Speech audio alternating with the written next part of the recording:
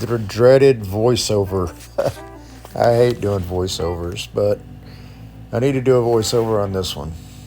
Yes, it's a comp cam in an Edelbrock box. That's the way it comes. They're all conglomerated or whatever. I use the comp lube that was supplied with the cam. It's very thin. I really don't like it. But I put Iski lube all over the bottom of the lifters when I put them in. And I'm going to do a proper break-in procedure, so we're going to hope it goes well. Yep, lube up the back of that gear. It's always a good idea. And line my timing marks up, Put the timing chain on. It's a Cloy's 3-piece chain, real good quality. Little Loctite on the 3 bolts. Snug them down, torque them 20 foot-pounds. Little thin layer silicone for your timing cover. Use Felpro gaskets on this still. Full Felpro set. Can't go wrong there. I use the cheap Engine Tech stuff too sometimes. Like I'm doing a motor for me, I'm using the Engine Tech stuff, but this is a motor for a guy I know. He actually gives me a lot of work, so I want to be sure I do a very good job on this for him. Anyway, I made a YouTube short on the oil pan installation and painted the short block, so you can watch that if you want. Here I'm putting that Iski 2000 lube on the lifters, both ends of the push rods. Then I put a Molly lube on the pivot balls and put all that stuff in. Then I installed the intake, little aluminum Holley contender intake, real good for low speed torque. It'll match that cam very good. This thing's just going to pull a trailer, meant to have more power than stock, and it's definitely going to do that. So we got our intake on, silicone on both ends, silicone around the ports. Tighten the intake from the center out. Multiple rounds is a good idea.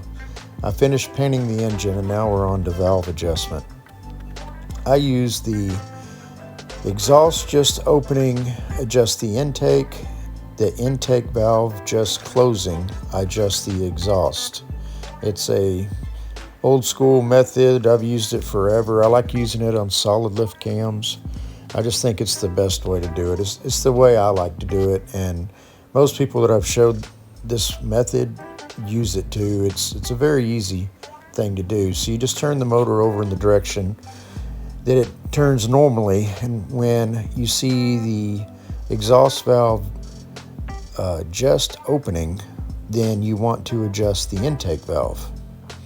When you see the intake valve open and close, when it's closing or just closes, you adjust the exhaust valve.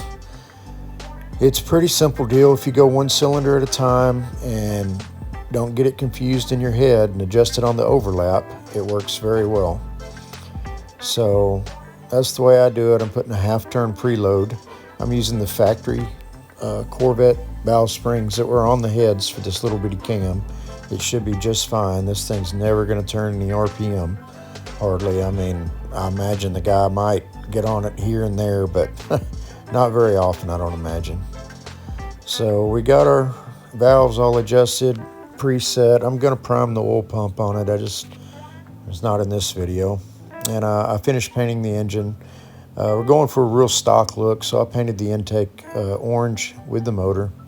And I really dig the stock chrome valve covers. They're real heavy, real nice. This is an actual 75 model Corvette motor, so it's kind of cool to have the chrome valve covers. And I got the dual snorkel air cleaner to go with it. So break-in video will be coming in soon.